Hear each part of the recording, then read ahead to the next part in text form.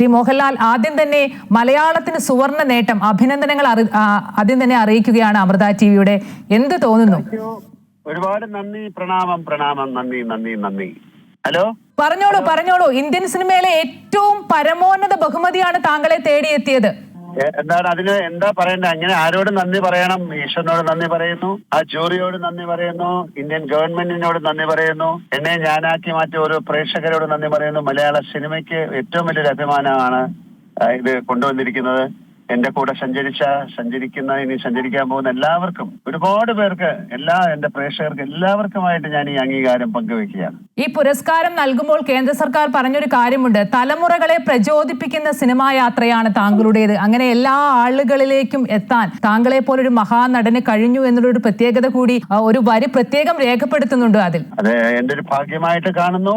തീർച്ചയായിട്ടും എന്റെ കഥാപാത്രങ്ങളെ സൃഷ്ടിച്ച സംവിധായകരും എഴുത്തുകാരും എന്നോട് ഒപ്പം അഭിനയിച്ച ആൾക്കാരും തന്നെയാണ് അതിന്. അവരോടാണ് ഞാൻ എന്റെ നന്ദി അറിയിക്കേണ്ടത്. ഞാനൊരു തനിച്ചൊരാളല്ലേ. ഇത് എന്നെ എത്രയോ ആൾക്കാരുടെ സംരക്ഷണത്തിലാണ് അവർ സിനിമ ഉണ്ടാകുന്നത്. അപ്പൊ അവരോടൊക്കെ ഉള്ള നന്ദി ഞാൻ അറിയിക്കുന്നു. എന്റെ മാതാപിതാക്കളോടുള്ള നന്ദി ഞാൻ പറയുന്നു. എന്റെ കുടുംബത്തോടുള്ള നന്ദി പറയുന്നു. സകല മലയാളികളും മലയാള സിനിമയും മലയാള ഭാഷയെ സ്നേഹിക്കുന്ന എല്ലാവർക്കുമായിട്ടുള്ള ഒരു അംഗീകാരമായിട്ട് ഞാൻ ഇതിനെ കാണുന്നു. മാതാ അമൃതാനന്ദമയി അമ്മയോട് ഞാൻ നന്ദി പറയുന്നു. മറ്റൊരു കാര്യം കൂടി, മലയാള സിനിമയ്ക്ക് ആകെ കിട്ടിയിട്ടുള്ള ഫാൽക്കെ പുരസ്കാരം എന്ന് പറയുന്നത് 2 എണ്ണമാണ്. ആദ്യം അടൂർ ഗോപാലകൃഷ്ണനെ, ഇപ്പോൾ അത് താങ്കളിലൂടെ എത്തിയിരിക്കുന്നു. എത്രയോ പുരസ്കാരങ്ങൾ സംസ്ഥാന തലത്തിലായാലും ദേശീയ തലത്തിലായാലും, പത്മഭൂഷൺ, അതുപോലെ തന്നെ പത്മശ്രീ പുരസ്കാരം ഒക്കെ ഉണ്ട്. അപ്പോൾ ഈ പുരസ്കാരം നേരത്തെ തന്നെ കിട്ടേണ്ടതാണെന്ന് കരുതിയിരുന്നോ? അങ്ങനെയൊന്നും ഒരിക്കലും പറയാൻ പറ്റില്ലല്ലോ. ഇത് നമുക്ക് എന്താ പറയേണ്ടത്? ഇതൊരു ഏറ്റവും പരമോന്നതമായ ഒരു പുരസ്കാരമല്ലേ. അത് ഈ സമയത്ത് എനിക്ക് കിട്ടിയെന്ന് പറയുന്നതാണ് ഏറ്റവും വലിയ ഭാഗ്യമായിട്ട് ഞാൻ കാണുന്നത്. അതാ പറഞ്ഞ അതിന്റെ ആ ജൂറിയോടും ഗവൺമെന്റിനോടുള്ള നന്ദി ഞാൻ അറിയിക്കുന്നു. എന്താ പറയാ, ഇങ്ങനെ ഈ സമയത്ത് ഒരു ഈശ്വരാധീനമാണ്.